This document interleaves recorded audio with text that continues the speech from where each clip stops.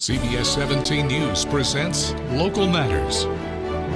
CBS 17 is your local election headquarters. North Carolina will get a new lieutenant governor after the fall election. It's a role that's currently held by Republican Mark Robinson, lieutenant governor now, who is running for governor. And CBS 17's Russ Bowen is here now. And Russ, the Republican side of the ballot is really headed to a runoff, but the Democratic nominee was decided in March in the primary. That's right. Rachel Hunt is currently a state senator from Mecklenburg County. The last name is a familiar one. Her father, Jim Hunt, served 4 terms as North Carolina governor.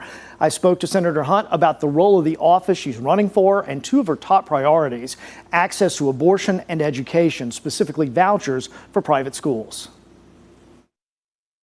So why lieutenant governor? Why make that switch from the state legislature? Well, I think I can get more done as lieutenant governor. I like the combination of executive and legislative functions. I've been very frustrated being in the minority and the super minority in the legislature, but it has allowed me to see how things are done. And I will use that knowledge to make myself the best lieutenant governor we've ever had. How have things not been done? I mean, the role of the lieutenant governor is expansive, but a lot of people at home probably don't realize how many boards the lieutenant governor sits on, Sure. et cetera. Our current lieutenant governor, Mark Robinson, not particularly active with those boards. Right. Would you change that? Yes, I would absolutely change that. Listen, the role of the lieutenant governor is first to serve as overseeing the Senate. Lieutenant Governor Robinson has not been there more than 2 times since I've been there. Also serving on very important boards, the State Board of Education, the Community College Board, and Energy Policy Board. All of those are very important to me, especially education. That is how we're going to change things in the state. And the role of the lieutenant governor cannot be understated. That's a very important role and must be taken seriously. I will definitely be doing my job as well as being a member of the bully pulpit and spreading good things about North Carolina instead of the hate and divisiveness that Mark Robinson has shown. You handedly won your primary. However, we still don't know who you're going to face on the Republican side in the fall. That runoff happens in May. Mm-hmm. How do you differentiate yourself from those 2 candidates on specific issues?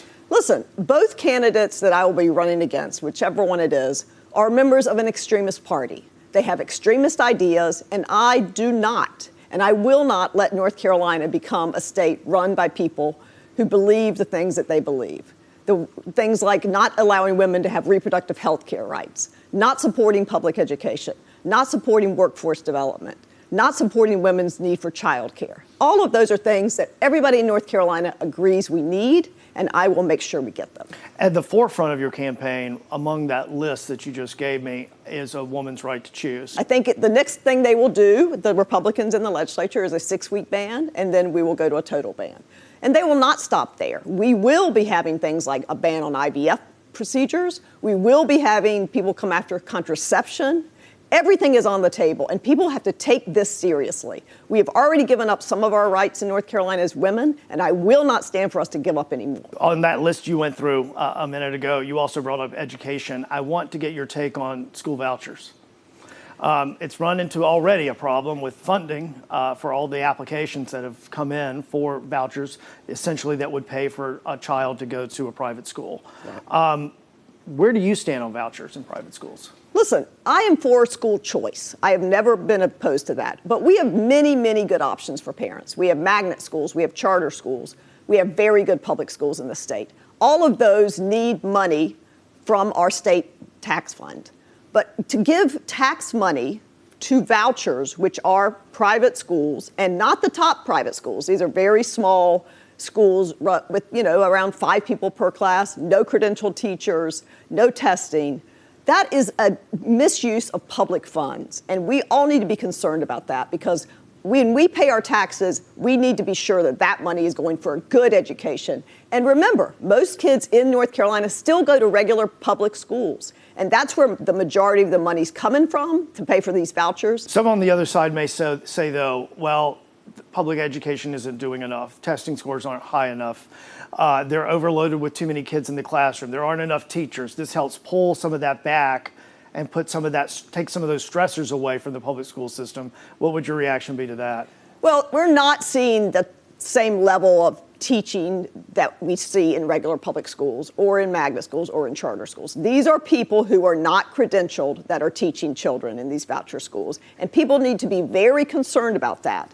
I am also a college counselor, and I have had children come to me who have gone to schools like these, and the only science they've had is Bible science, and they thought they would be able to go to NC State with Bible science. Speaking of the Bible, many of these schools, or at least some of these schools, Yep. all you have to do is go online and see the bylaws. A kid can be kicked out for a number of reasons, including being gay. Right. That's public money going to an That's right. institution That's right. that can discriminate Yes. legally. Yes. And the separation of church and state is not being followed, which is why this should not be a legal thing to do. And we need to really examine it. There need to be many, many ways that we test the schools and that we test these students to make sure they're getting a good education if our funding is going that way. But I don't think it should be legal to be, tax money for religious purposes. So we have reached out to Republicans Jim O'Neill and Hal Weatherman, who face each other in a runoff in May for lieutenant governor, but we've received no response at this point. And guys, you both know how serious we are when we do reach out to these folks. We hope to hear back.